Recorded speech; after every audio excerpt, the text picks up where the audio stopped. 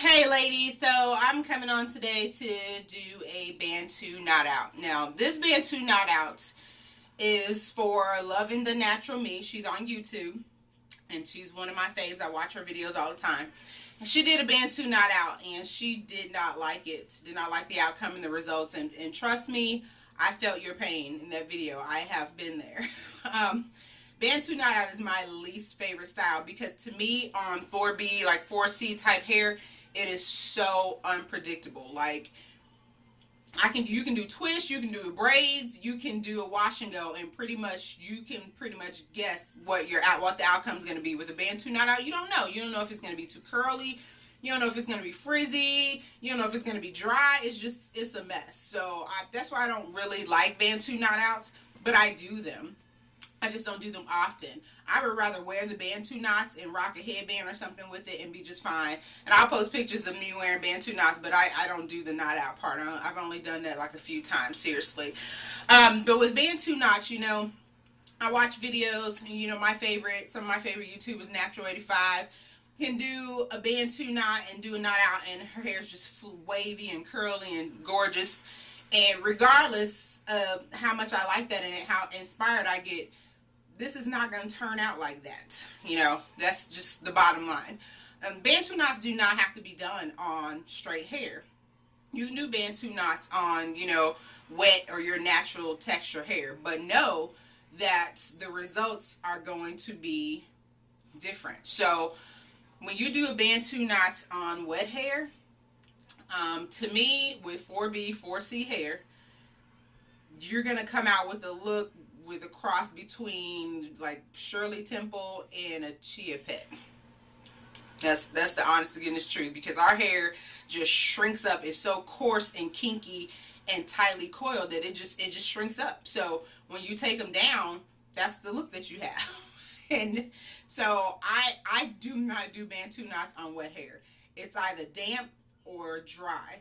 And when I say damp, I mean literally just a little damp at the roots, but that's it. Everything else on the head is completely dry, because the results, yikes. And then the sections that you cannot do big sections on 4B, 4TC type hair and expect good results. I think the bigger the section, the frizzier and hot mess that you get. And it takes forever for those sections to dry. Now, if you're going to leave those Bantu knots in for a few days, great. But if not, and you want to do a knot out the next day, it's not going to be dry. And the section really isn't all that defined because it was too big. So you really have to kind of play around with the style and judge how big and how small you can pull off those knots and get a good look. So these are my knots, and I did them yesterday. And no comb parting or anything. I did everything with my fingers. Some are small, like around the front. Some are a little bigger in the back. They're pretty tight. And I'm going to show you what they look like when I take them down. Just when I take them out. Because with the Bantu knot out, I actually take all the knots out and let my hair sit and let it fall a little bit before I actually take the knots out. So a Bantu knot out is not a style that you want to do when you're in a hurry or you got somewhere to go. You got to have some time on your hands, because you got to give your hair a chance to fall a little bit. So here's one. This is the one in the front, and look at how tightly curled that is. So imagine if I took all of these down and then unraveled them and did a knot out. That would be a hot mess. So when I take these out, look at how tightly curly that is.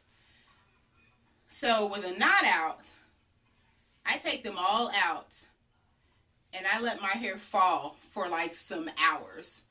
So a Bantu knot out style 4B, 4C hair has to be planned. Like, you have to know you're going to do a Bantu knot out, and it's got to be planned in advance.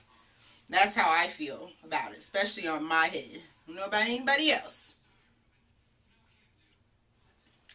But I take the knots out, and they're very easy to come out, and I don't have any pins in any of them because my hair is so thick and coarse that they just stay. And I don't know exactly how many I have in my head. I didn't count them.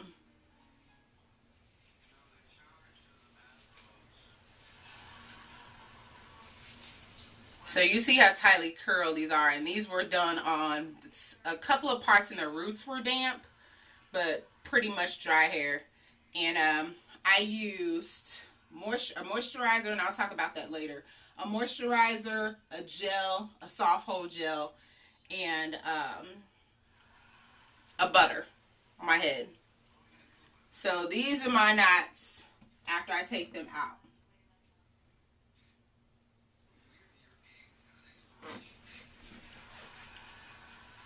Very tight, very curly, nice, but it's very tight, very, very tight. So what I'm going to do is let these curls fall for a few hours, and then I'm going to come back and show you the actual, like, knot out part and the results. So I'll see you guys later.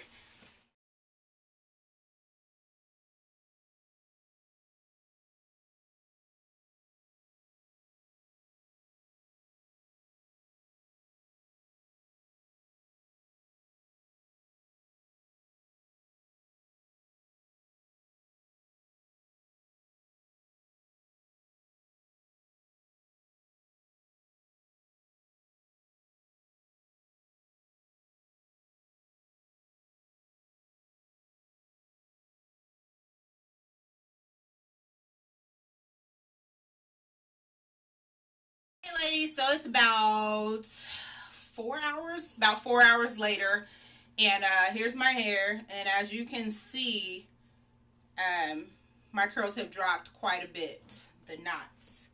So here's my hair right now before I unravel. So they've fallen quite a bit. I've been in the shower. I did cover it up when I got in the shower, but once I got out, I let some steam get to it, and they dropped even more, and they're a lot looser. So I'm going to go ahead and unravel, and I'll show you like one in the front. And yeah, so okay guys, I am almost all done. I got this one in the front right here, but it turned out really, really good. This is probably the best Bantu knot out I've ever had, ever. 3 years natural, best Bantu knot out. When I do a Bantu knot, I always two-strand twist my hair. For my hair texture, doing the coils, just twisting the hair, doesn't work. One, for some reason, my hair never gets dry in that coil. When you just twist the hair like that, it's like with wrapping that hair around each other, it doesn't get dry, and it always comes out a frizzy mess. I get the best results when I do a two-strand twist first, then twist the hair just a little bit, not a lot, and then wrap it in the Bantu knot. Way better results. It's better definition, and for some reason in that two-strand twist, air can still get into your hair and dry better than that coil. So that's just a tip from me.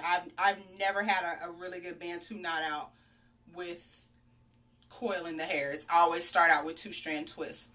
So remember when I told you before that this style is very unpredictable? Let me show y'all what I'm talking about. So the first section, you know, this looks good. You unraveling them, and then you get to a section like this. See this? What's this? So I just take my curls and cover that right up. Y'all wouldn't have been no wiser. You wouldn't have known that that area was a frizzy mess and puffy had I not have shown it to you.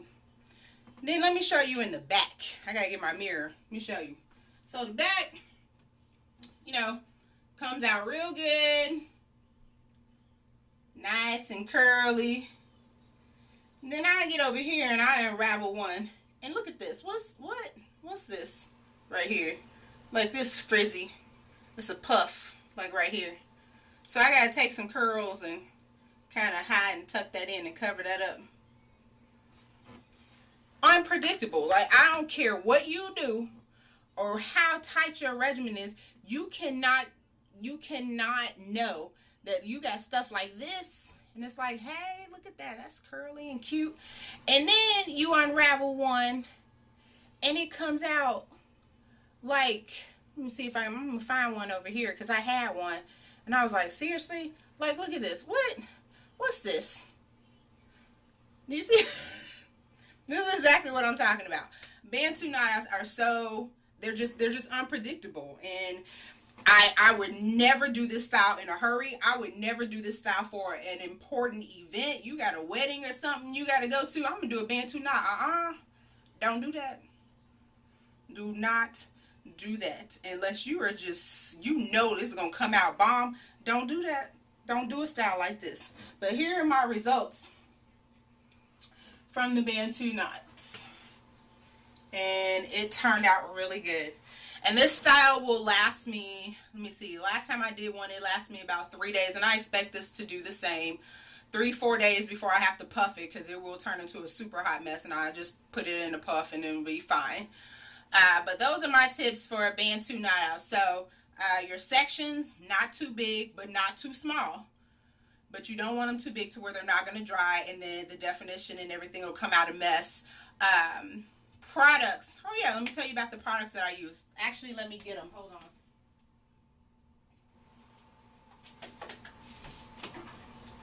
Forgot. Okay. So for my moisturizer, I use my Afroveda hemp seed lock, twist, and roll butter. Oh, can you see that? Okay. And then I use my Koils by Nature Herbal Soothing Eucalyptus and Lavender Gel. And this is a extremely soft hold gel. Very soft hold. And then for a butter, I use my Koils by Nature, the lavender scent butters. So those are the 3 that I use to get these results. So products that you use, you don't want something that's going to be too stiff. You want something that's going to be very moisturizing. So when you unravel it, they're easy to unravel and give you and have a lot of moisture in your hair, but not too much moisture. So that's what the gel was for, to give me a little bit of a hold. And wet hair. I would not do Bantu knots off wet hair. Your hair needs to be some wet dry or 100% dry. It doesn't matter to me, but I would never do them on wet hair.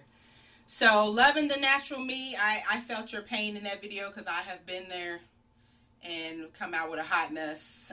Bantu knot out. But just try it again.